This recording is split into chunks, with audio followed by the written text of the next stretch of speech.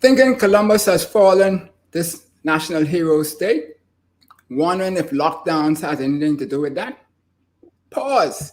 Think about it with intentional thought and consider where we go from here. Stay tuned and hear what Dr. Nicolette Bethel's perspective on the impact of lockdowns and the like on the people. Join us, co-sponsors Storm Dev Enterprises and Page Investments Limited, and our friends at D1 Development, Island Ease, and Sammy's Chicken. Share your questions. Tell us where you're from, what you want to hear tonight, and make sure that you share the post with all your friends around the world. Get them involved so that we can come back and have an awesome show. We'll be right back.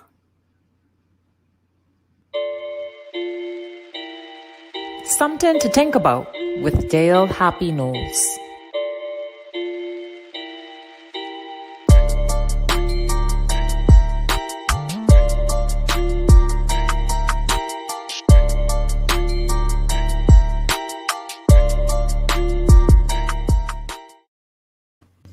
Welcome back to Something to Think About with Dale Happy Knowles. We're here this evening because what we think, we can become. What we radiate, we can attract. And what we imagine, we surely can achieve. So let's change the narrative 242. And as you see this evening, we have on our screen the notorious Dr. Nicolette Bethel. She is multi-talented. Don't mind the glasses and the little smile and the like. Like I said, multi-talented, all the way from stage to the writer to professor to some all good things. And so we want to welcome you, Nicolette, to Something to Think About with Dale Happy Knowles. I think I got a little bit I could call you Nicolette tonight. Eh? Yeah, man. Yeah. Go Dale. What should I say? Happy. You can, happy you can call me whatever you want. There you go. There you go. We won't share how long we've known each other. No, all but 2 years. You know. Only 2 years. Yes. Yeah, my gray is all built in. Yeah. Yeah. So as we were talking now, in terms of little bit background for the people to know that you have been on more functions and abilities to help international development that you probably forgot more than what most people have ever done in their lifetime. You want to give us a little background on some of the highlights for you that you feel about? Sure. So I was raised in a family of civil servants and teachers. And so I went into the civil service and teaching. I was in the government twice. Once when I just left university, and I was a youth officer in the Ministry of Youth, Sports, and Community Affairs. Mm-hmm. But I didn't have much patience for government, so I left and I went into teaching. And then I taught for several years, first of all in St. Anne's, and then I went abroad. I did further studies and I taught abroad. Mm-hmm. And then I came back and I joined the University of the Bahamas. And shortly after that, I was asked, I guess, to consider becoming the Director of Cultural Affairs for the government of the Bahamas. Mm-hmm. And that was my second time going back into government. And I guess you could say that was probably the highlight, if that is the right word to use. Mm-hmm. It was definitely a place that shaped me in many ways. Mm-hmm. Being the Director of Cultural Affairs, trying to do for our culture and the cultural practitioners and the people who believe in what Bahamians are and what we can achieve. Mm-hmm. I did that for 5 years. And I don't know if any needle was moved, or if it was moved, it sprang right back again. And then I went back into the academy, and now I'm at the University of the Bahamas. That's who pays me. Mm-hmm. But really, if I could, I think I would be a writer and a playwright and work in theater. Right. Yeah. That's where your heart is. That's where my heart is. I like the studies that I've done. I'm also interested in scholarship and research, and I really enjoy that side of things. And it adds something to my perspective that I think is really, really valuable and helps with the theater. But yeah, if I could have been in theater all this time, I think I probably would have. Right, yeah. It's always good to be doing whatever the good one about put us on earth to do. Because then we feel most at peace and happy. But Columbus has fallen. This week we have had this episode happen on Mount Fitzwilliams. Fitzwilliams. Where and I think that's before, I don't know if it's before the courts yet, but it's surely in the hands of the police. Somebody tried to take down Columbus by himself. Yes. First question I have for you would be, and we didn't mention that you are a social anthropologist. That's yes. Not apologist. Yes. Yes. Yeah. So the first question I have for you: what does the lockdowns that we just went through over the last, I guess, 16, 18 months now, the various lockdowns, whether it's curfews or it's actual lockdown, any of those restrictions, did any of that have any possible effect to cause somebody to want to do something like that? Oh, I think that there's definitely connections. I mean, we're going through a turbulent period in world history right now. And I don't think that we should ever look at the Bahamas as being separate. We are part of the world. And even though we tend to have leaders and policymakers who don't know enough about the global situation, who don't consider it enough or think that we're too unique to consider, we're not alone.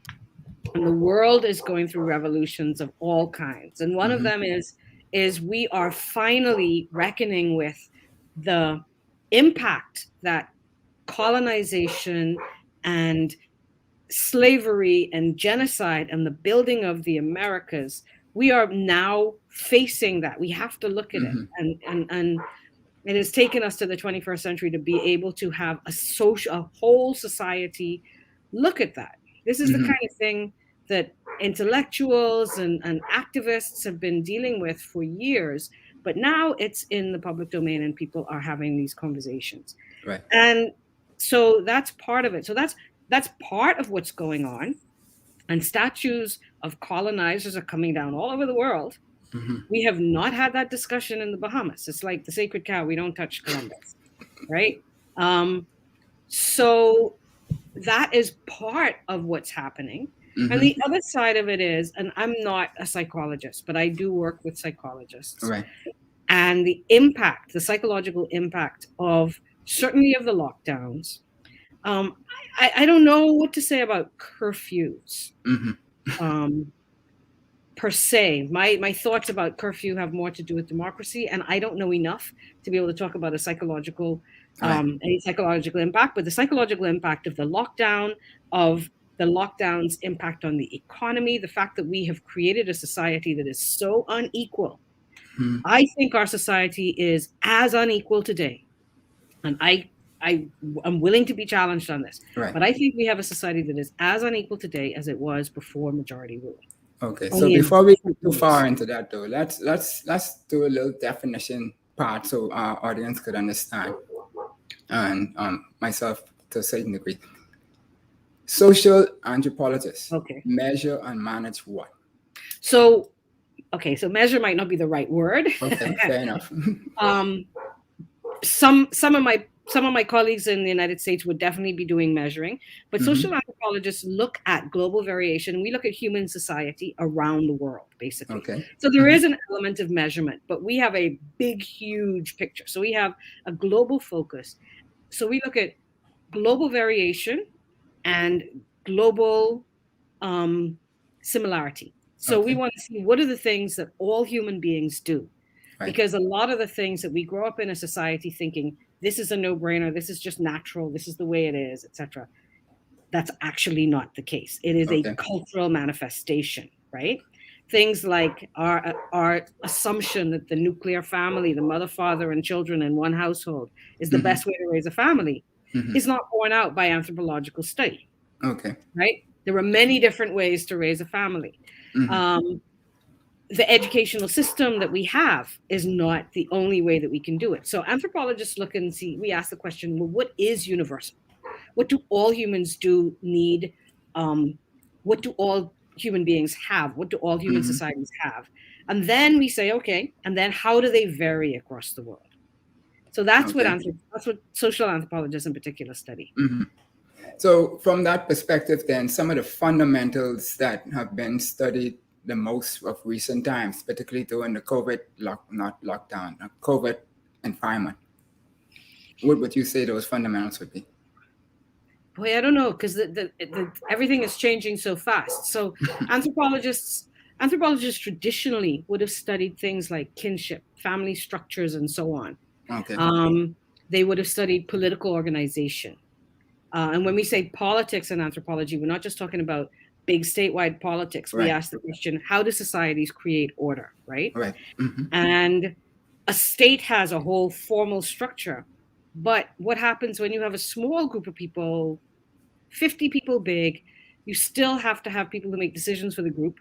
Right. And how does that work, right?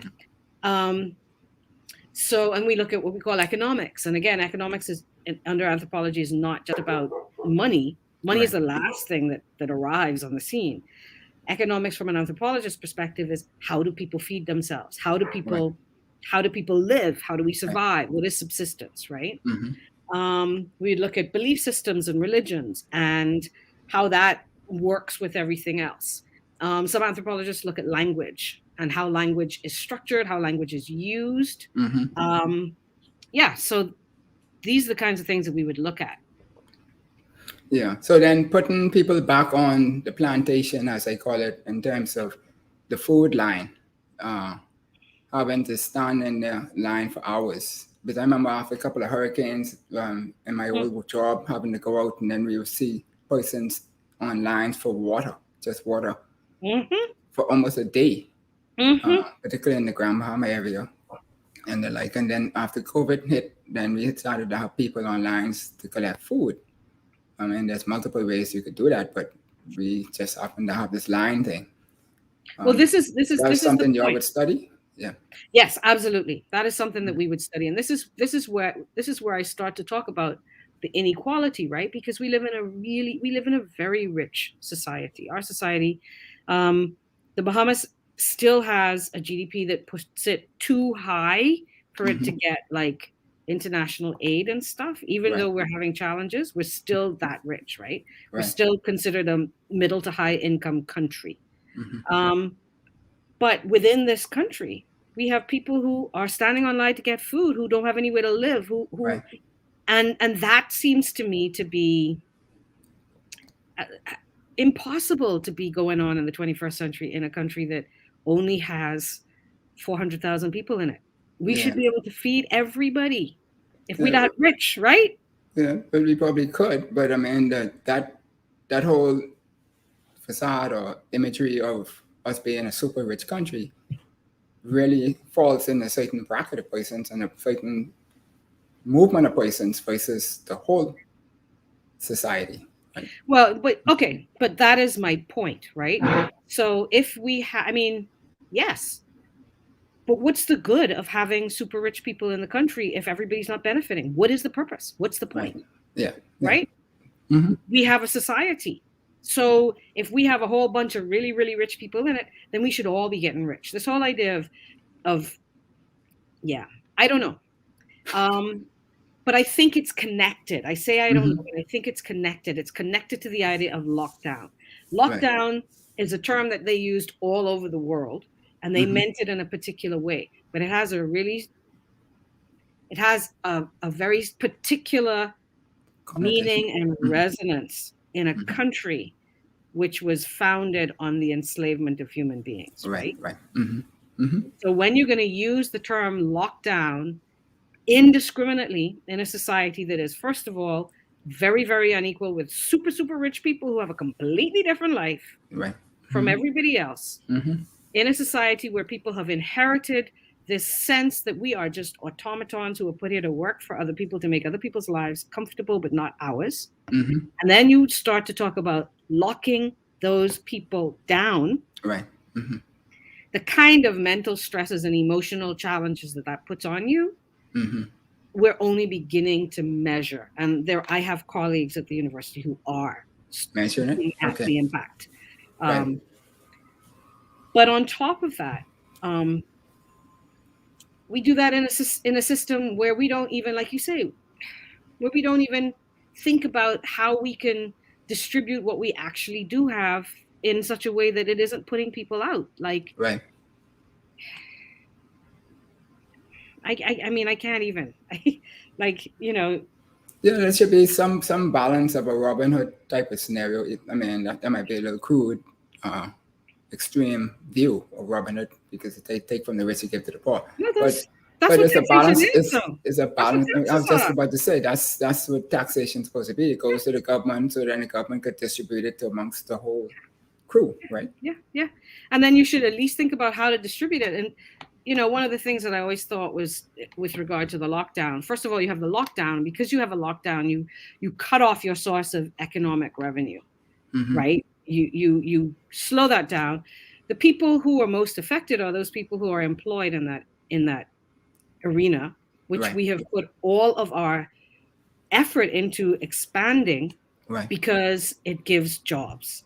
Right. And as soon as it's cut off, we have people who are entirely dependent on the real plantation, which are the resorts. Right. And the plantations are closed, right? Right. So then you have a whole lot of people. This is, there might be a parallel, and I'm not the person to ask, but if you ever have Dr. Chris Curry, maybe you had him on already.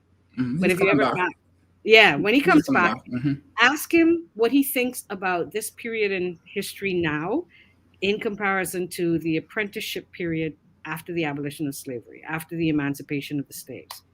Because the people who used to be the possessors of those other people, right, no longer had any reason to feed or clothe or even employ them.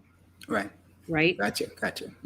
And so something similar, I think, has happened here just now, right, with the closing of the hotels. I'll call them hotels for now rather than plantations. So then this whole idea then of I mean, we are hoping that we are well past lockdowns and that the new day government isn't gonna consider anything to do with any lockdowns in the picture. But you never know who cause or what causes who to do and can do what, right? Yeah. So I mean, they say they Yeah. don't, and they if they keep true to what they said as opposition members, then we should not expect any more. But like you say, who knows? Yeah, you never know. Pressure comes from all kind of places, right? That you never envision. So it would be ultimately critical then, from a national development point of view, to a full-fledged study of this whole last 2 years that we've gone through to see. And how far would something like this extend into the future? Because I mean, we know about slavery; we still feeling the effects of that in many quarters. Would something like this extend multiple years ahead also? Could I don't know enough about the recovery period that we have from COVID. So the question that we need to ask, is rather than framing it like that, is to ask what would be the effects for the whole Bahamas, right? I think New Providence is in a position where it can rebound a little bit easier than other parts of the Bahamas. But Grand Bahama has been struggling since Francis and Jean. Right. And that should tell us that there's something fundamentally wrong with our economic program, our economic philosophy. If that golden city, because I don't think people who were born recently have any idea how wealthy Grand Bahama was, how wealthy Freeport was. But the problem there is that the philosophy in that is foreign investment is all that is the goose, and the egg is golden, right? And so Freeport is not, and I apologize to anybody from Freeport, but just hear me out till the end of what I'm going to say. Freeport is not really a city. Freeport is a corporation owned by a private company. And so whatever Freeporters have put in place, it's by the largesse of that corporation. There is no obligation whatsoever of that private company to provide a city-like atmosphere that they did it was really for their own comfort.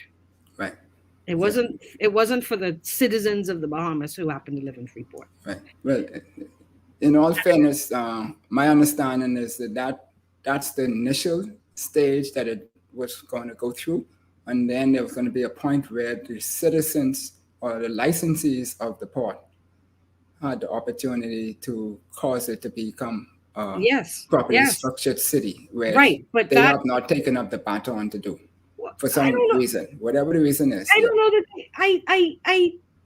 I don't know that they haven't taken up the baton to do it. I think the government has not wished to take up the baton to do it because it will put more, they perceive that it'll put more pressure on the central government, right? Because the kinds of things that you would expect to be put in place to allow for that transition to happen have been, we keep kicking that can down the road. Let's just say that. It's probably still there, right? But we just keep kicking it. We're not ready. We're always not ready. That's our attitude in the Bahamas. We're always not ready. We weren't ready for independence. We weren't ready for majority rule. We weren't ready for the university. We weren't ready for this. We weren't ready for that. I don't know what you need to be ready. Yeah, a swift kick, say go. That's Basically, those are my baseball coaches that tell me get in the box and hit the baseball, or it will hit you. That is it. So, That's it. Cool. So if we look at all of that, then you said a lot because I mean we talked about Grand Bahama just now. There's a lot of people in the Bahamas who've never been to islands, so they might not have an idea as to what you were talking about, the Golden City and to know what it was to be. Maybe Grand Bahama they have rent, but a lot of islands they haven't. Is it critical for governments or private sector or whoever to get advice from social anthropologists? Not just social anthropologists. I mean, social scientists. If you're going to be putting policies in place that are going to impact people's ability to move around, ability to make money, ability to even go get water from the pump, right? Ability to get food. If you are putting people in a situation where fundamentally you are stopping them from being able to live, you need to understand what the consequences of that are going to be.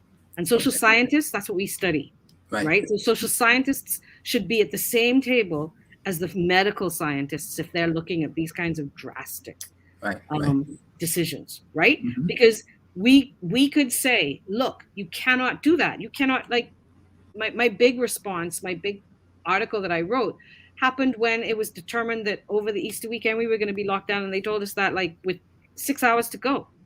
Wow. And I was like, it's not only clear to me that the people who are making these decisions don't actually have to, they have other people to do these things for them, but they're also men. So not only do they have other people to do it, but it is hard for me to have any comprehension that any one of those people who made those kinds of decisions had ever been to the food store or the food store during the lockdown, right? And to think about what that was going to do. You're going to cram a whole bunch of people. You don't want people being in contact with each other because they can get COVID, but you can cram a whole bunch of people in 6 hours to get all the food they need for 5 days. Right? I mean, I can't even, I mean, the police should know how that could work, right? I mean, people supposed to remember at the beginning, the police wasn't even there at the beginning. They had to come almost the end of the first day. So obviously it was a rush decision, which I'm sure some people would want to pull back and do differently in another way. And I mean, you live and learn, but I think that again, social scientists and the social sciences look at all kinds of things, right? In the School of Social Sciences at the university, we have historians, which it's debatable whether history is a social science or not. It could be in the humanities, but it's in the School of Social Sciences, and we're happy to have it there. We have psychologists, we have sociologists, we have social workers, we have political scientists, we have criminologists, we have public administrators. These are the people you want around the table if you're going to be making those kinds of decisions that affect humans, right? Yes. So Lorraine McDonald asks, because folks, you're welcome to ask questions and post them on Facebook or YouTube, and as they come up, we'll put them to our guests this evening to answer if they can. Is empathy innate or learned? Good Lord. Y'all should have warned me. Y'all gonna ask questions like that. Boy, that's a good one. Luckily, I just finished giving a lecture in sociology about something about socialization and human beings, and I don't know enough about empathy. Empathy is something that I imagine a psychologists have studied, because it is very much a kind of individual one-on-one kind of thing. But the questions of is anything innate or learned, from the point of view of a social scientist, is we're always going to be really difficult and say both, right? Okay. We're going to say that empathy, there are elements of being able to feel empathy that are innate, right? Certain people have greater capacity to feel empathy, I understand, than other people who have less capacity to feel empathy, right? But that is only the beginning. That's just the ingredients you start with. And that, I mean, you're asking here an anthropologist. So culture and socialization and the way in which you were raised or not raised have a huge impact on that as well. So it is a question of putting the two of them together.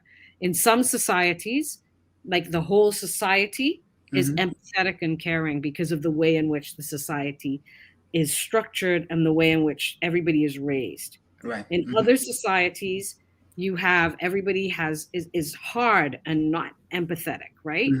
Again, because of the way in which the culture is shaped and the way in which people are raised. And then in yet other societies, there's a divergence that is often made along sex and gender lines, right? To be feminine or female is to be X, and to be male is to be Y, right? Yep. So the answer from the point of view of the social scientist is both.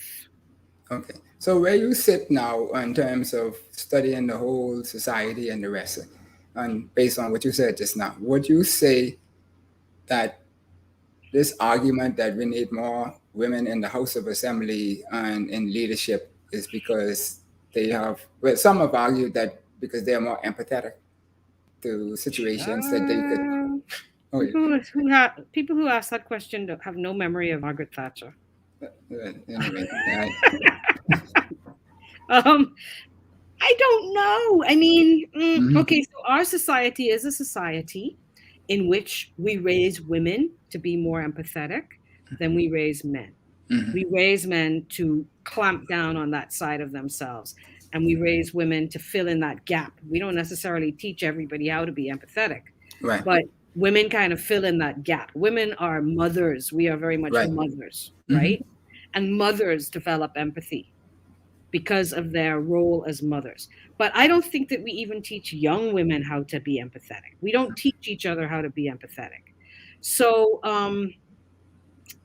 I don't know. I don't think that is the solution. I don't think putting more women in the House of Assembly is the solution. And let me just correct what everybody is saying, because it's wrong. This is not the largest number of women in the House of Assembly ever. Okay. This is not. We have 7 women in the House of Assembly. In 2002, there were 8 women in the House of Assembly. Okay. We only saying that because we had such an aberration over the last 2 elections where we had so few women running. We're now thinking, oh my gosh, we have 7 whole women in the House of Assembly. It must be a record. It's not. Yeah. Okay. So let's just get that straight. I don't think that being a woman matter. It may matter. Okay. But I don't think it's going to make the difference that people think that it would make. Because what we need in our policymakers is an understanding of how policy affects human beings on the ground. Right. And most people we elect to the House of Assembly really have no way of getting that understanding. The only people in this country right now who are charged with that kind of thing are civil servants. They're the only people whose job it is to make decisions for the whole, right? Politicians come and go, and most of them don't come out of the public service. Most of them come out of the private system where you make decisions based on all kinds of other things, but it's really not based on what is the greater good. That is not what the private sector is designed to do, right? It is it's designed to get the greater profit. It may be designed to make the most clients happy, and you could do that by lying to them. But it's not about the greater good. And that is what we don't have. We don't have any real means for people who are making decisions that affect the entire country to develop that expertise, because that is a skill, that's an expertise. And that is because we don't have local government of a real kind anywhere in the country, and certainly because 70% of the population does not have any local government at all. Right. Okay. And so on that same line, when I was in school, we had a couple of deans who spoke of it a lot when we were getting into our junior, senior years and stuff towards in engineering. And also the President Foote at U, he spoke of it. I think he even spoke of it at my undergraduation, that a big function of university and learning is to go forward and become advisors for policy, to paint the picture as to where policy, to give the policymakers all this information and research and this and that and the other, so that they would be equipped to be able to make sound, sensible judgment calls in what policies are to be made. And I vividly remember Prime Minister Christie echoing some of those same words when UB was set. And so you would see in some of my writings where I keep calling for when is UB going to be doing these research and stuff to part and check into our policy system. So my question is, are we there yet? Or I think we're there. Particularly the social sciences aspect. I think we're there. I mean, certainly in the social sciences, in the physical sciences, in the where we need the investment in equipment and materials and so on, we're not there because the investment is not being made, right? And that is a choice, because I go back to it. We're a rich country. We could make an investment in subsidizing Atlantis and subsidizing Bahamar. So we should be able to make an investment in providing the university with what it needs. But you have the Sir Franklins and the Bethel brothers and the like who've been donating. So none of that money is going towards stuff like that? That's not, I mean, Happy. That's a different type of investment? It is a different type of investment because the University of the Bahamas is a national university. It's supposed to be our tax money's investment going into it. And that's what's lacking. Yes, those private people can and should supplement that.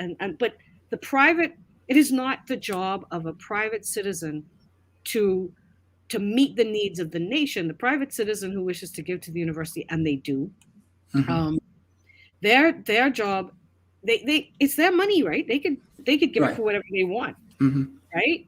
But what the nation needs is this level of research, and that level of investment is not there. Fortunately, in the social sciences, in most of our areas, an exception would be, say, in biological psychology, where they would have to do, where you do experiments and where you study the brain and so on. We don't have that equipment, right? And we don't have that facility. But in most other social sciences, our lab is the country, and we have been doing that work, and we've been getting grants and so on that has been able to give us that work. And we've been doing a lot of work on violence. We've been doing a lot of work on criminality. We've been doing a lot of work on those areas that the country is really concerned about, and that has been going. We have been releasing that to the public, and we have been sitting before policymakers and making interventions and suggestions. But what's missing is the belief among policymakers, or the understanding, let me say, that this is important. That you make policy based on that. Right? No, our politicians are much more likely to or interested in hearing what the pastors have to say than what the scholars have to say. Okay. So you wouldn't have been a part of the COVID cycle then, the task force? There are a few. There are a few people who are a part of the COVID task force and the COVID circle, but yeah, not the social scientists. Okay, fair enough. All right, so we're going to go to the break now, but before we go, I want to ask this question particularly for the benefit of the youth out there in terms of your road through your education and then on to where you are now. Who or what inspired you to walk that walk? My parents and my grandparents inspired me. So, yeah. Okay. So nobody out there other than them who might have been in that specific field? No, I mean, you mean in terms of like... In your discipline? Social sciences? Right. Neither of my parents was a social... Well, mommy, I guess, again, it's my parents, right? So I was going to say neither of them was a social scientist, but really my father, when he went to study, when he did his master's, he discovered ethnomusicology, which is a branch of anthropology, right? Mm-hmm. And then my mother did education administration, which is social science. So again, I could say it's it would be my parents, my family members. I fell into social anthropology. It wasn't anybody who guided me there. I fell there. All right. And so one more question on that then would be, is there a deficit or an abundance of social scientists? I think we have a deficit. I think we have.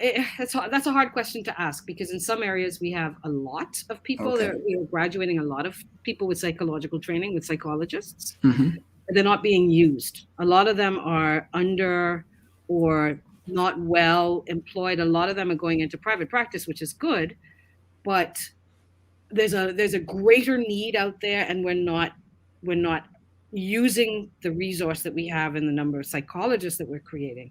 Right. We don't have anywhere near enough sociologists. We don't have enough social workers, and we don't have enough anthropologists, and we don't have enough political scientists, and we don't have enough historians. So, yeah. Yeah. Okay. So it's a good area for people to consider. Absolutely. Right. Very, very wide. All right. Well, you're here this evening on Something to Think About with Dale Happy Knowles. We're here with Dr. Nicolette Bethel, and we're talking about the impact of the lockdowns on the people. We normally don't talk about the people. Well, not this show. The show talks about people all the time. But I mean, a part of our national narrative, we don't normally talk about people. We talk about people in positions of authority or leadership, but not necessarily the people, the ones who put the access on the paper at the end of the day, right? So we'll be right back after these messages.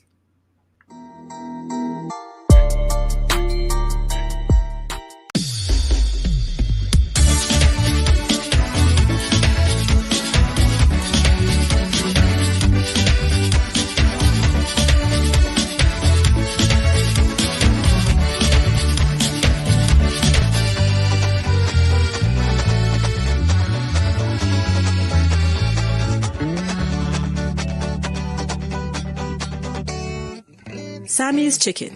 There's nothing like it.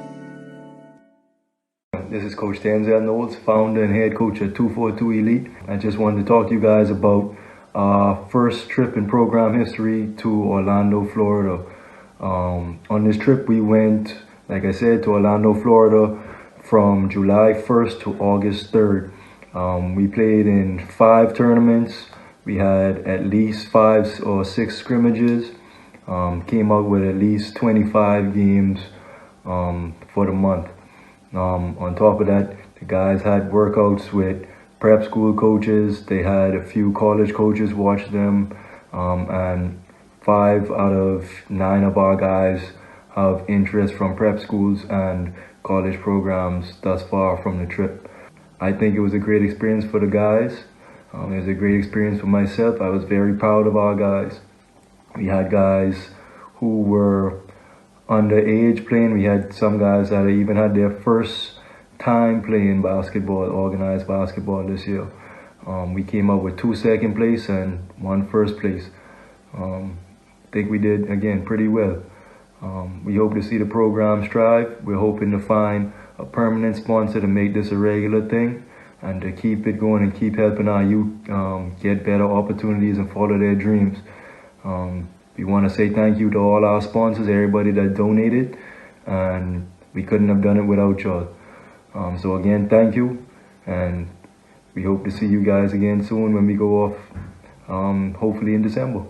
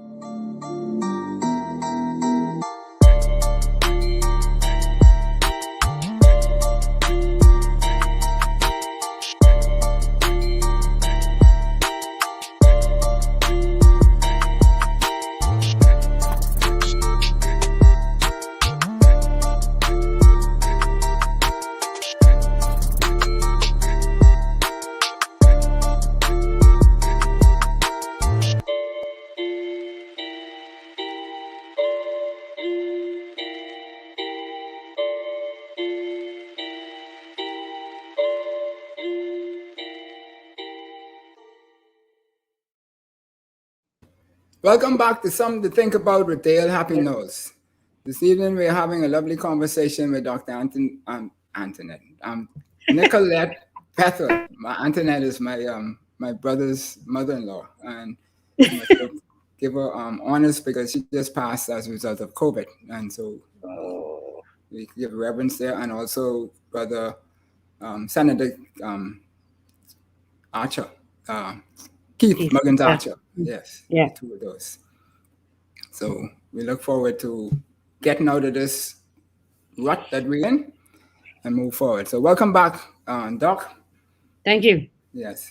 Thank you. We were talking earlier with all of these goodies that your discipline does and the like. And so now we could put a little bit more context on it in terms of the impact.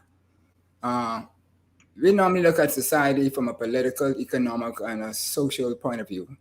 And everybody focuses on the political and the economic, and very few think of what does the social mean when we talk about governance in those three areas or the whole society, right? And so when we look at that, I don't know if my fundamentals of engineering, I always look at the fundamentals, and I look for things like Maslow's hierarchy of needs.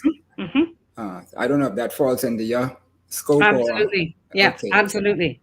So absolutely.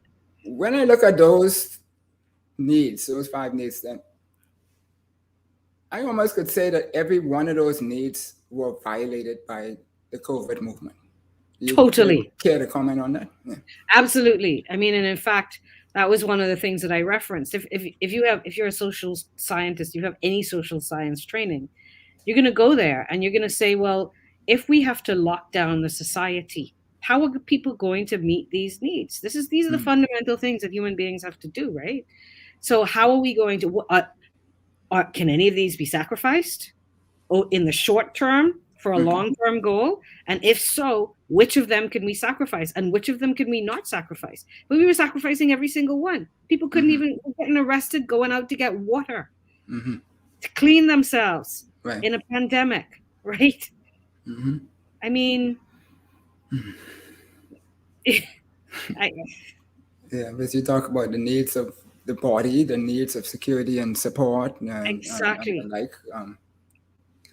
all those good things. So Yeah. Go ahead. You Yeah. go ahead. No. So I was just going to say, I mean, so if you in a so there are several things that I think were violated in the way in which we approach the lockdowns, and that if we do have to lock down society again, that we need to consider before we take any such drastic step. Because it's one thing to say we're not going to do it. It's another thing to recognize that maybe we will have to do it. Maybe it won't be COVID. Maybe it'll be, God forbid, some Something else. natural disaster or something. But if we are put in a situation as drastic as this, then one needs to say, okay, how are we going to make sure that people can survive this? And how can we make sure that people feel recognized, cared for, and protected by their society, by their politicians? That is the thing that I think. And you know, we started with Columbus, right? Right. That is the thing that could have led there, right? Knowing that, because we were given the message very clearly that our survival as individuals who are not necessarily suffering from COVID, as individuals, our basic everyday survival was not important to the people we put in power to represent us, right? And once you know that, and then you make the connections, I mean, it's a straight line from the colonizer represented by Columbus to that point, right? And if you look at it that way, then the attack on the statue makes sense to some degree. And particularly given the fact that we have that statue standing in front of Government House. Right. Yeah. Yeah. Well, I recommended for them to put that out to sea in the harbor, but you know. Yeah. There again, you'd have that was before the attack. Yeah, no, that was before the attack. After the attack, you need to keep that now. No, you have to. You have to keep the statue now, not keep it in that place. Right. But that statue needs to be preserved because the reaction to the statue tells us something about us, and that is where the powerful meets the powerless, and the powerless rises up to meet the powerful, I guess, is one way of putting it. And we can't get rid of it now. Before, but not now. No, I wasn't suggesting to get rid of it. I was saying put it somewhere in the harbor near the lighthouse or something, so the tourists could see it when they come in and feel all crazy about the new world. And you mean away from us, but I thought you meant sink it in the harbor. I thought you meant put it in the water. Okay. Yeah, but fair enough.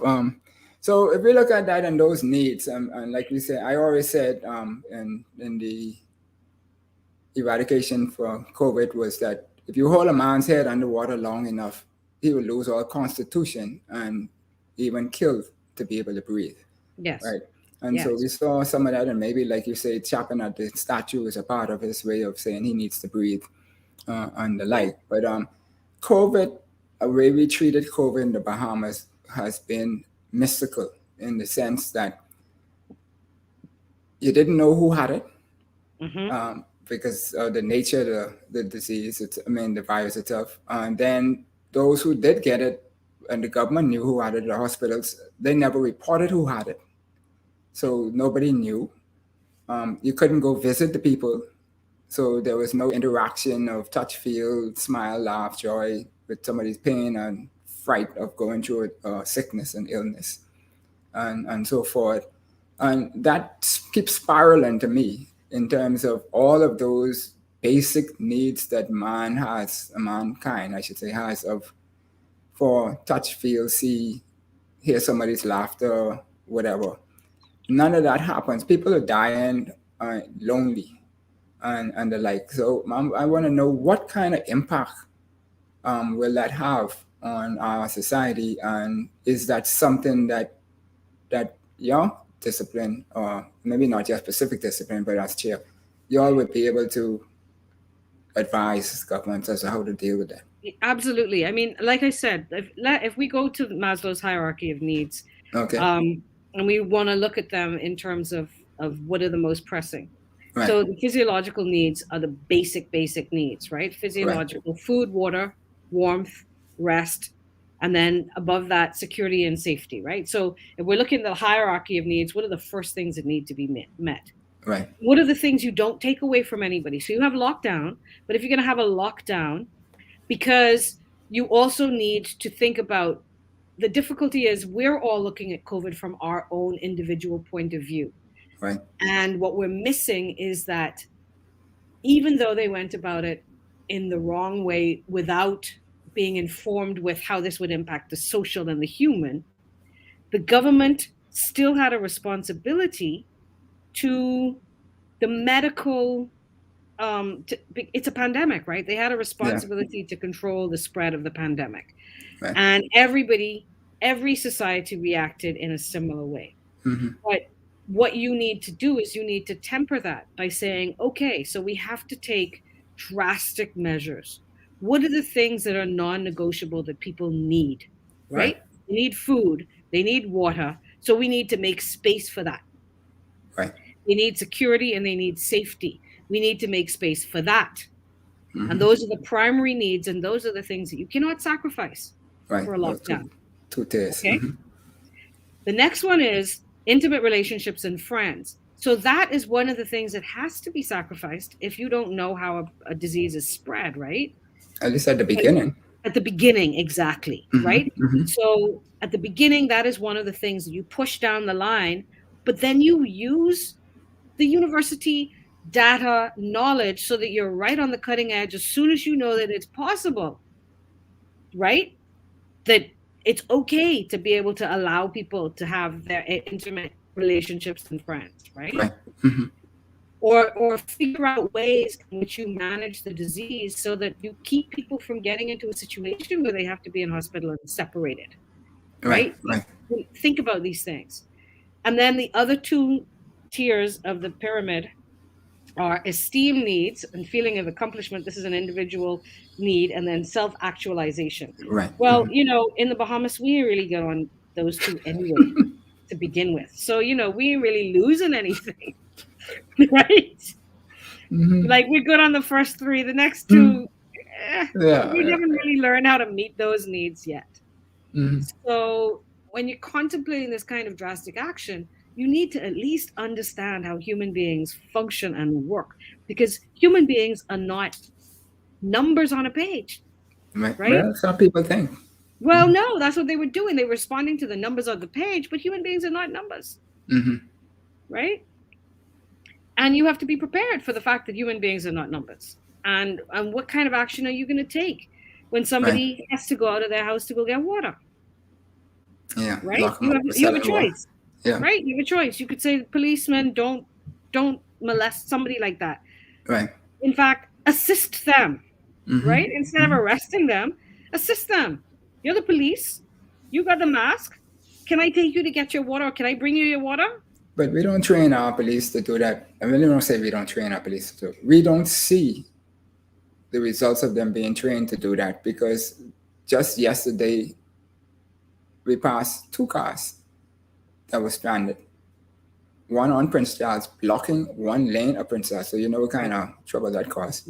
Right. And police were right in front of us, and they passed, did not stop to even say anything to the people, and just kept going. Right. So that whole imagery ripples through society. Yes. And people have their views as to. Yes, I mean, we call people peace officers, right? Because that's like the term that we heard on the TV, right? So we use the term peace officer, right? Mm-hmm. But if we really were developing peace officers, Mm-hmm.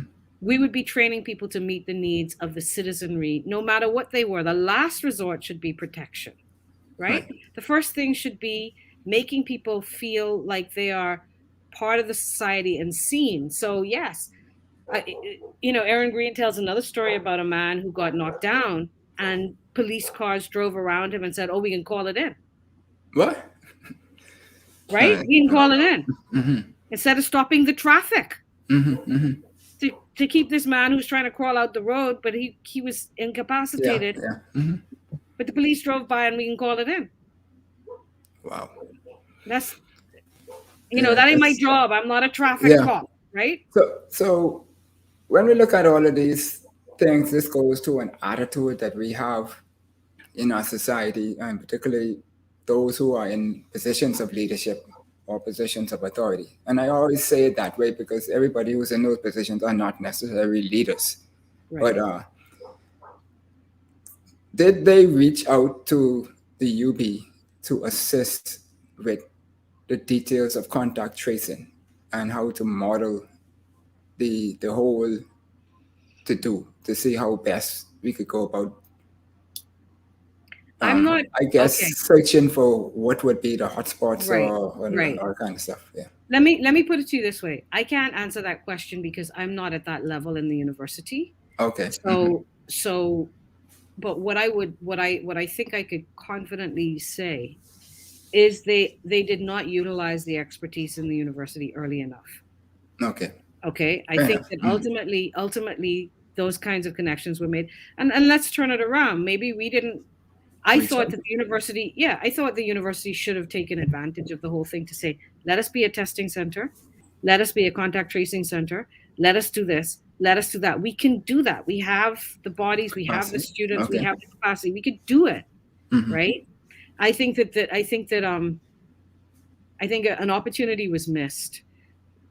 And again, I think that it has to do with the fact that I could throw something on you, Happy, and maybe as an engineer it's not fair, but I find that people who are trained in the sciences are trained in hard numbers, and they don't think about the opportunity. They don't make the connection between hard numbers and human beings and hands and people and things, right? And That's a degree of truth to that. Yes. yeah, and I think that's why you need social scientists, because we straddle. You don't just need social scientists, you also need people in the humanities, right? Because the humanities are the things that treat the things that human beings need and do. Scientists don't recognize those needs, but science is only, like science as we know it, is only about 600, 700 years old, right? Okay. The humanities are centuries old. So that should tell you that art and music and literature and all of these things that help us become human and heal us and make us whole, we need them because we've had them since we were human, all through history. That's what we've had. You know what I mean? Science developed when societies got so big that they needed other interventions, which one could maybe argue. Yeah. Well, I was telling you a little earlier about how I was sent to Canada up in the hills, right? Yes. And so when I left Canada and finally got to go to the States, the UM did not accept my credit. So I had to go do all of those sciences that I did in Canada all over again, and the like. And so that gave me the opportunity that when I look at my transcript, I have done more non-science classes or studies than I've done in engineering. And that may be why most people say I'm not a real engineer. When I sit with the real engineers, those really smart guys. Because my view is a little bit more broader base than what they would have. But so when we look at that, though, that also speaks to we should really have more people so we could have a bigger blend in these decision makings, because you could end up having one person who is a regimented nerd. Not when I say nerd, not in a negative way, but in terms of their expertise. They know everything about how to get the space shuttle to and all the kinds of, they don't go left and right, and they don't know too much about left and right. Yeah, no, that's what we had. We had the medical expertise, and they knew, and we had excellent medical expertise with regard to how to deal with epidemics, right? Right. But the problem that what we didn't have was anybody who could say, okay, so you know all the science of epidemics, but do you have any idea, like, how do you address an epidemic that could last for 2 to 3 years, like the Spanish flu? If you're a historian, you know what the Spanish flu did, right? Right. So do you have any protocols for that? And if you don't have any protocols for that, maybe we need to develop some. Maybe we need to think about that, right? Or I don't know, project managers or political scientists who could say, look, one of the things to me that I mean, it's not just one, but this is one that I can give an example of because it's the most extreme, is that the government decided that they're going to give people, national insurance is going to give them checks on a weekly basis, right? Okay. How you can get the checks? You got to go out your house, go stand on a line in one place in national insurance, and you don't have no money, and the buses ain't running. If you don't have your own trans, you got to call somebody outside of your house to come pick you up. Yeah. Right? Yeah. But that's why we had those cards, right? I mean, all that's supposed to be enabled anyway. That's another side. No. Even if the cards weren't working, right? Which not every. Okay, so let's forget the cards. Why? So let me just back up a little bit. In 2018, the government said they were going to create local government for New Providence. And there was a whole committee that sat and came up with a plan for local government for New Providence and actually created a map. If they had used that map, divided into the 5 districts, and used those 5 districts as distribution points, that would have alleviated some people's suffering, right? And if they had broken those up into the districts or the wards that had been suggested, that would have even eased people even more, right? Or you could think, what is a win-win situation? So the buses can't run because we're not allowing people on buses. But how does that? Why can't we get the buses to go pick up the stuff and take them to the districts, and then the buses working, and people get their money? Yeah. So it's mind-boggling how we see some of these things, but we're only 48, 54, depending on how you want to look at it. And some people don't live that long. I know, that's what I'm saying. Some whole humans ain't live that long. So we just need to keep at it. Don't give up, as Jimmy Valvano to say, don't ever give up. My mommy Iris Knowles says that I agree with Nicolette that we social anthropologists should be included more in society's decision-making process. Yeah, well, we totally agree with that. Also, any other persons other than doctors, lawyers, and accountants who seem to be the only ones who gets to the table all of the time. And R. Jones here says, we got plenty people with degrees. We need people with common sense. I would agree with that, but I haven't met sense that is that common. Well, anyway, I had a different comment, but anyway, I'll leave that one. So I think you capped that well. Yeah, but please do, folks. Ask your questions, give your comments, because those are the things that is a part of society, and how you think will determine where we go. Where we said before, what we think we become. And what we radiate, we will attract. So with those things, it's what we do, is why we are where we are now. Whether we allow the government to do what they want to do, people have power too. Yes. All of that mixes in the mix. Yeah. So when we look at the behavior during this period now, because I'm cheating some of your time now. I gave you an hour, but I'm gonna indulge if you would a couple more minutes. But sure. If we look at the behavior and extending the gaming, doing the lockdowns, overeating, maybe a nagging spouse, sibling exhaustion, all those type of things that goes into being claustrophobic with people who you don't normally be in close settings with for such long periods of time. From a societal point of view, how would that impact, or what would we be concerned with that we need to watch out for, that we need to pay attention to? Well, I mean, there's a lot of things that you've mentioned already, and these could be in households that function, right? But one of the things that we know from our studies at the university is that there's a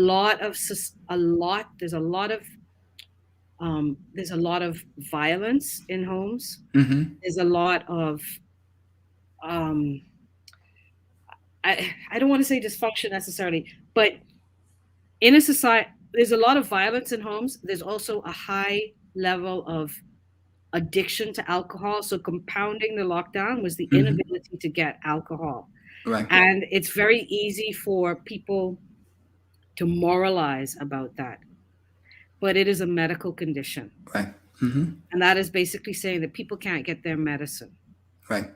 In a situation, in a high stress situation. So there were many situations in which people's health and mental health, emotional and physical health were directly impacted by lockdown and the things that went along with the lockdown. Again, as I said, the lockdown might be important, but the way in which it is delivered, you want it to do, if you're going to be a medical doctor, the first thing you do is do no harm, right? First, do no harm. So figure out what harm you're not going to do and then impose the lockdown. So, and then the other thing is that to assume that there is comfort in people's homes, right? Not everybody lives in a comfortable space. A lot of people do not. A lot of people, so you're talking about, other people getting on your nerves. Some people live in spaces where you share your sleeping space, depending on how you work. So I work in the night and you sleep in my bed, and then the next day you go out to work and I sleep in the bed, right? We don't even, but this is the reality for many. And then you're going to stop people from working and lock them down in their houses? Yep. We pass a house just every day. There's about 7 or 8 cars in the yard, and there's obviously could not be more than 2, maybe 3 bedrooms in that house altogether. So obviously there has to be some time sharing going on there, because Well, good thing there are all the cars there, because you could sleep in a car. Yeah, but that is true. I mean, when you go, especially in the inner city, there's a lot of places where you won't have it. So that's going to be a challenge. And so then that means that there had to be some loss of dignity, the mental health. You talk about alcohol, absolutely, all of that. And domestic violence, really and truly, we think domestic violence is just beating on somebody, but domestic violence in the Bahamas, I think, has about 9 components. Yeah, domestic violence, and the Bahamas is so the Caribbean in general is has a high level of violence, and it's interpersonal and generally domestic. People who suffer the most in that kind of a situation are the children, right, followed by the women, and then men, and all of these things. And yes, domestic violence is emotional, it's sexual, it's physical, it's verbal. I don't know what the other 5. I don't remember them all right now. I know it's harassment and stuff. Components. I do know that there is a study that is ongoing at the university that is looking at the psychological impact of COVID-19 on Bahamians. But also, we also need to consider the fact that where New Providence is also dealing with the post-trauma of Dorian, right? This is where most of the people who lost their homes in Abaco and Grand Bahama relocated with family. So we already were in a situation where people had overcrowded homes, and then we're locked down. It's. I mean, we're talking in generalities because we don't yet have the specific data. Yes. Yeah. Well, once hopefully we have that, and then the other component that we seem to miss on this whole thing is that we're starting to see now, but some of us were talking about it from the beginning, was that when you start losing people, right, and we're up to like 600 and so forth, then that means that your employment pool is going to be depleted. That's the start to me of your supply chain being thrown off course. Because if the 3 of us work for, well, it's only 2 of us on the screen, but the 2 of us work for Joe Blow, and 1 of us got sick, that's 50% of the organization right there is going to be hampered. So the production is going to go down, which means that the products out to the trucks, which might also have people missing, and everything's going to slow down. And we saw some ships out to sea the other day in, I think it's either Miami Harbor or someplace where there was just ships could not go into port because everything was blocked up. On a project we were doing, the price of copper in January, February, which we had bidded on back in September or so, it was like 3-4 times. And it was like, okay, so do we walk away from the project and say we can't do the project no more, or the price is going to throw you way out of whack? Those type of things you have to deal with. And so how do people today deal with that in terms of knowing that when we did VAT, remember when we did VAT with the banks, and the bank said, well, okay, well, that's your loan, and so you started to build your house, but now you add VAT to it, and so who's going to cover that cost? That's you don't qualify for more money from the bank, but the contractor still got to pay I see the same type of scenario happening with this supply chain. So what would be the impact for us as a society, being somebody who imports a lot, and how does people react to that? I actually see that as an opportunity. I mean, it's a hardship in the short run, but I see it as an opportunity in the long run, and I hope that we take advantage of it. One of the things you can look at the lockdowns as a net loss, but I'm not sure that is the best way to look at it, because there's been gains as well. There's been huge gains in other areas, right? In digital services, in delivery services, in a whole new industry that wasn't around 2 years ago, right? And I think we need to look at those things. We have also become more of a food production nation. Like people, I think that, how could I put this in a nice way? We have rediscovered that we have food growing on trees, for example, right? That we don't have to go to the food store to go get food, right?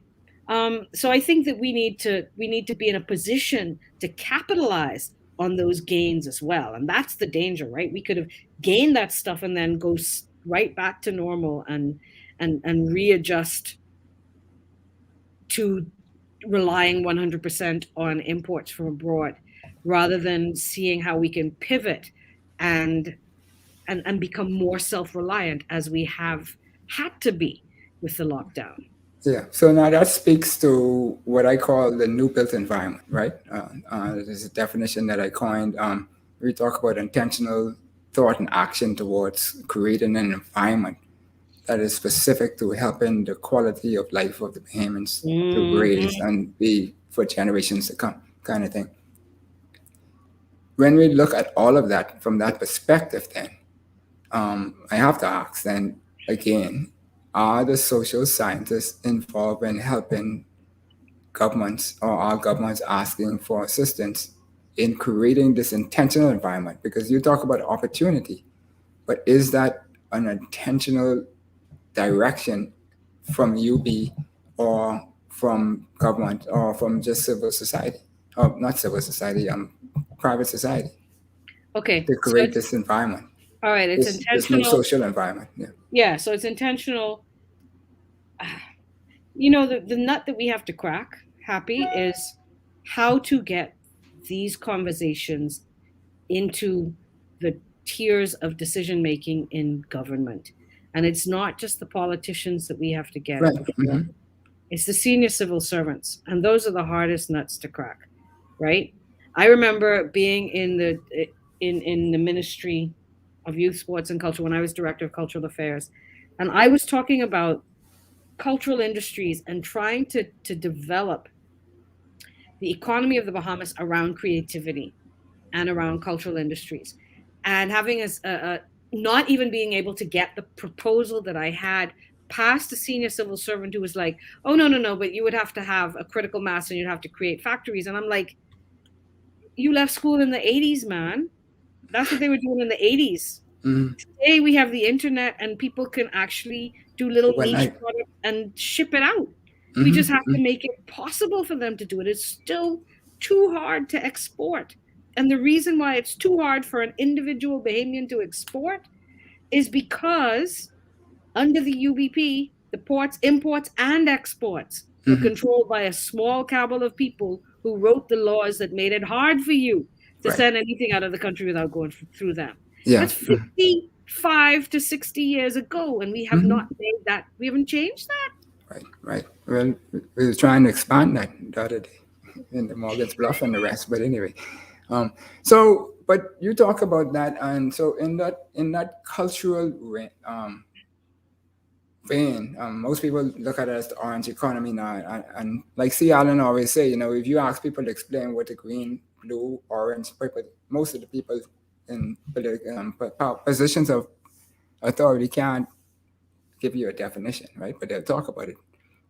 So you have thrown your hand in the mix, and you've created something called well, I don't know if it's just you one, but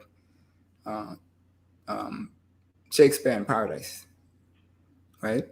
And so when we look at that, to me, that is something that should be able to be exportable, because I started digital in the early 80s, right? And we've been significantly equipped from about almost 20 years ago to be able to push that product to all of the islands and even around the world digitally. If that was a format that y'all wanted to find some creatives like a Lovato Stubbs or one of those who could translate that into some maybe animation or some, I don't know, whatever it is, so they could then go out to the various persons.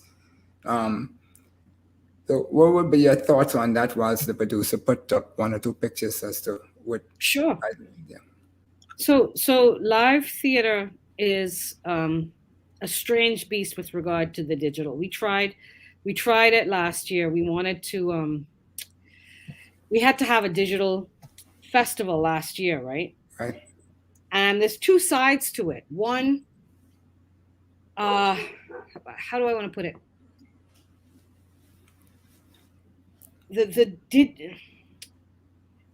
Digitally, if we want to export to the digital, that has an impact on our bottom line as a live performer, right? Okay. If people figure they could consume it on YouTube, they're not coming out. Right. Gotcha. And that goes against what theater is. Right. So we're still exploring what things we can digitize in Shakespeare in Paradise, and we found a couple of things that we're doing this year. Okay. One of them is a talk. It's a series of talks like this about producing Shakespeare and so on, producing theater and learning. So a learning component of it, and maybe there are workshops that we could provide in that kind of a way.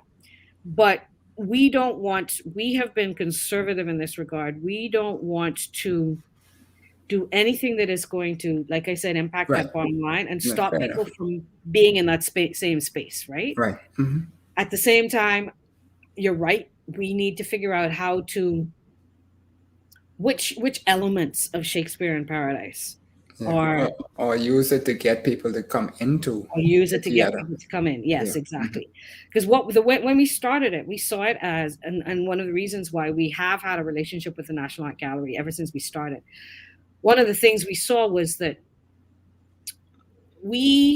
theater people are weird people. And I don't mean weird in a bad way.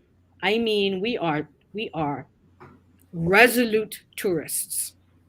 There were two people who came to see our production of Love's Labour's Lost 3 times.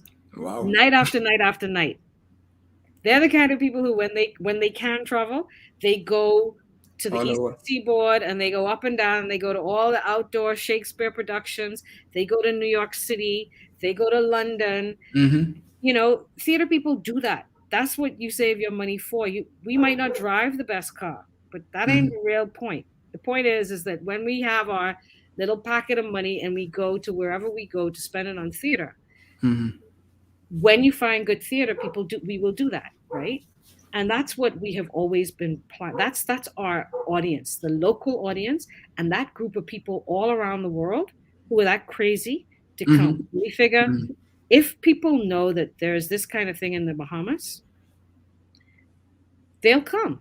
And that's the ultimate goal of Shakespeare in Paradise. It is to link up with the tourism industry, because, like I always say, that the thing that inspired us was Philip and I, when we were on the west coast of Canada, we were strongly encouraged to visit the Oregon Shakespeare Festival, which is in a town called Ashland, which is not even as big as Nassau. It's not even as big as downtown Nassau, right? It's a little, it's a little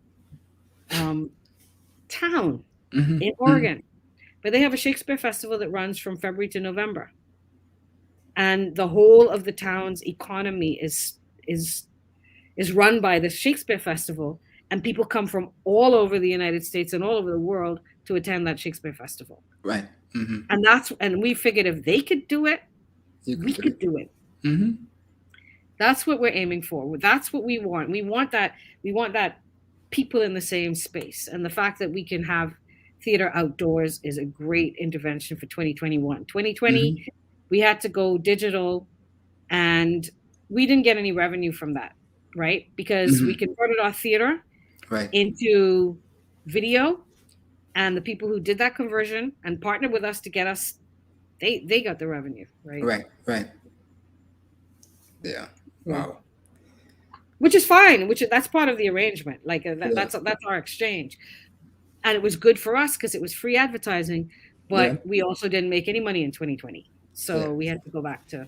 Right. So some of those pictures that we showed so far would have been, I assume, one of the practices, but this one. Some of them were the rehearsals. So I put this up so that people could see the progress. That's you go. Right. Yeah.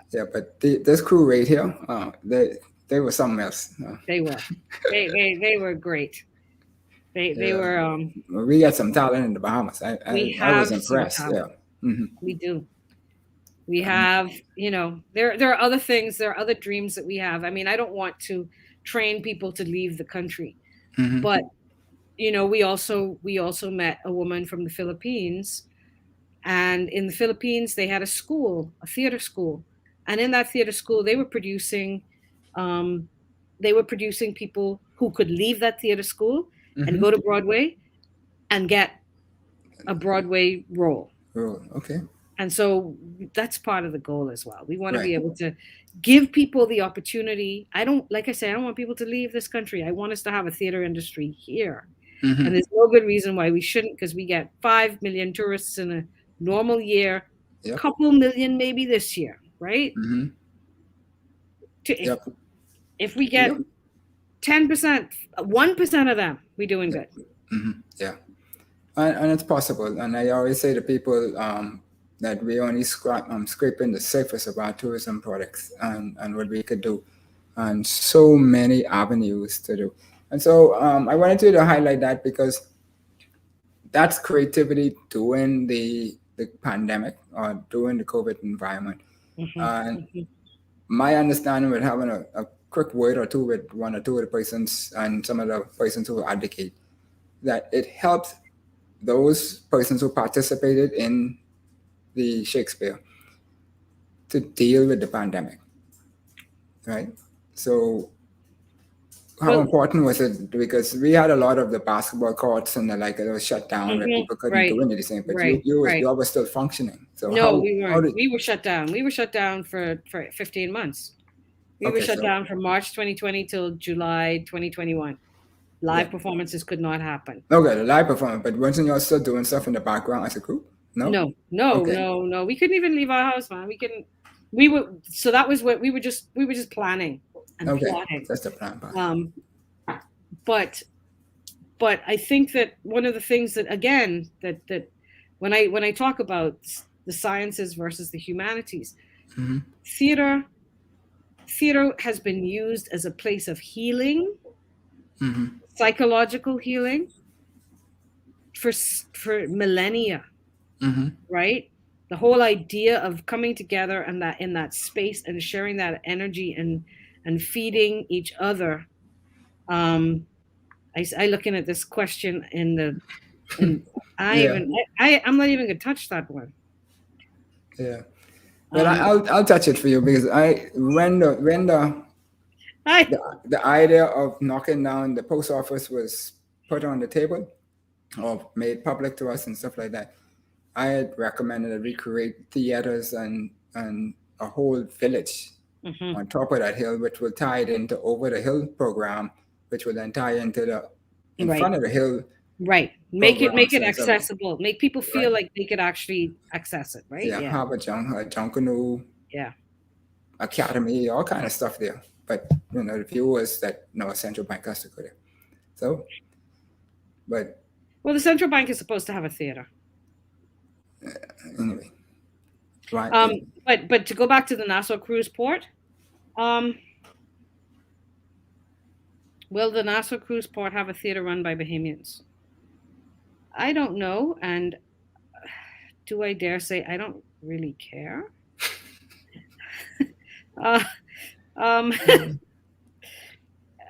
We will have whatever we want to have. What That's can my I say? attitude in life. Here's what I want to say about. Let me say this. Atlantis had a theater that did live performances, and it still has, but it doesn't do any live performances. Right. Really, only on occasion. Once upon a time, there was something called the Rainforest Theater. That is gone. There is a theater at the University of the Bahamas that is dark all the time. The Dundas Center for the Performing Arts was established as a theater in 1960, and we're still on that stage. So what am I trying to say with that? If the connection is not made with Bahamians, they can have whatever they want, call a theater there. It's going to be too expensive. It's going to be a waste of money because it's not going to be alive. Right. They're going to have to bring in people to populate it the way that Atlantis has to bring in people to perform. And that is just a waste of money. But without making the connection with the Bahamian theater community and learning what is needed and what isn't needed, when people design these things, they are designing theaters like they want to put 12 to 1,500 seat theaters. Right? Like the size of Broadway theaters. Most theaters in the world are not that big. Right now in the Dundas, if we could run something that fills the Dundas, and the Dundas has 332 seats, the big theater, if we could run something that could fill all of those seats every single night, that's when you're making money. We have not been able to do that, except with very rare productions. Right? And theater is expensive. So if you can't fill 300 seats, if we can't fill 300 seats a night, then ain't nobody got any business building anything in this country that's got 1,200 seats. Yeah. It's a waste. It's going to be a concert center again, but most of the time where they bring in an artist. Even if it's a concert center, but to bring in those anyway. Yeah. So that's a different show. Yeah. So when we look at this now, and we talk about our human capital and the transformation that you're talking about in terms of where we need to go in order to get out of this rut and move forward and to see the light at the end of the tunnel. What would you want to say to whoever out there, whether it's the youth, whether it's the powers to be, whether it's mom and pop type people or teachers? What would be your charge to a new environment, a new day environment? Not necessarily the government, but anybody. I would say stop looking outside. Stop looking outside the country for whatever it is that you think you need. There's this belief that we have gaps, that we don't have enough experience, that we don't have enough this, that, and the next thing. These are all lies, right? These are all lies that we tell that we have swallowed, and then now we tell each other. Right. We just finished. I just wrote publicly about my opposition to the idea that the president of the University of the Bahamas should be a non-Bahamian, should be from outside the country, right? That's part of that lie. There's nobody who knows what the University of the Bahamas and what the Bahamian people in the university need better than a Bahamian. And ideally, at this point in our time, in our lives, a Bahamian who has been educated in the Bahamas and who has worked all the time in the Bahamas, right? We are a cosmopolitan nation. if we only opened our eyes and learned from it. Right. We're only insular in the Bahamas because we choose to be insular. Mm. But we have a population of 400,000, and we have 7 million people coming through that population of 400,000 in a Every given year. year. How much more cosmopolitan can you get? Yep. Right? Mm-hmm. If we don't choose to take advantage of that, is our problem. But to assume that there are no Bahamians that have taken advantage of that, just because their bodies have been here this whole time, that's an error. Yeah. And that's what I would say. Never underestimate your fellow Bahamians, because you do so at your peril. Yeah, that's good advice. Good, very, very, very, very, very good advice. And the last one I would have for you before you say anything else you want to say would be to the youth of the nation. I thought I was talking to the youth of the nation. Well, you didn't say specifically, but anyway, no, all I could say to the youth of the nation, God go with you, my friends, because look what we're giving you. But what I would also, yes, well, I mean, my experience with young Bahamians is it's a different breed of people. Please. Oh no. Don't do that. Not me. I'm looking at the comment. Yeah, no. What I would say to young Bahamians is this is your country, and that this country has more opportunity than anybody is allowing you to see. And the revolution is in your hands. That's all I can say. Yes. Nassau is not the Bahamas. Look elsewhere and take over. Awesome stuff. Well, Madam B, we kept you here for about 30 minutes more than I originally promised you that we would be. Hope you would enjoy yourself, and we surely enjoyed you and the knowledge that you put on the table for us, and to help guide us through the scenario and help us understand what all more is out there for us to consider, and particularly the youth, because that's what the show is about, trying to expand our minds to figure out what is there beyond what is a part of the normal narrative that is happening in society. And because we could get claustrophobic on something. My mom loves to watch CNN, and I always tell her change the channel or come off the TV because there's more happening now. But she wants to be still in touch, being the go-getter that she was when she was in the waking world and stuff like that. So I can't blame her for that. I mean, that's in her blood. But we look at the youth today, and they are very creative, and this is their world. That we created for them, but we're not letting them function in it. No, we won't hold on to this, and we made a lot of mistakes. We did not do. I don't think we did the best that we could have, and that's just for all kinds of reasons. We didn't do the best we could have. So the best thing we could do now, for many of us, is to step aside and let the young people come in and take over. And still guide them along the way so that they could know what not to go and do what we already did bad the first time. Sure. Right. But let their creativity flow. Yes. Yeah. Yes. Yes. Awesome. Well, thank you kindly again. We look forward to maybe on another topic, a more specific one that we could just pin down and wrap our heads along. That we'll bring you back at a later time in your busy schedule. Thanks for the invitation. I appreciate it. Yes, much love. So, and all of you out there on Facebook and on YouTube, world across the world, friends out there in Dubai and Canada and the US and so forth, thank you for listening in. We know it's getting cold in some of your areas, and we're still nice and cozy. It's not too cold here yet, even though some people were saying it was cold last night. I don't know what cold that was, but anyway. We look forward to that. People, by all means, be safe. COVID ain't going nowhere, and COVID's still real. We passed 600. We tell people to, our encouragement for something to think about is to either vaccinate or isolate. They are two main means of protection for yourself. If there's only one person you can look out for you first, because if you don't make sure you're straight, you can't help nobody else. So vaccinate or isolate. what we would say.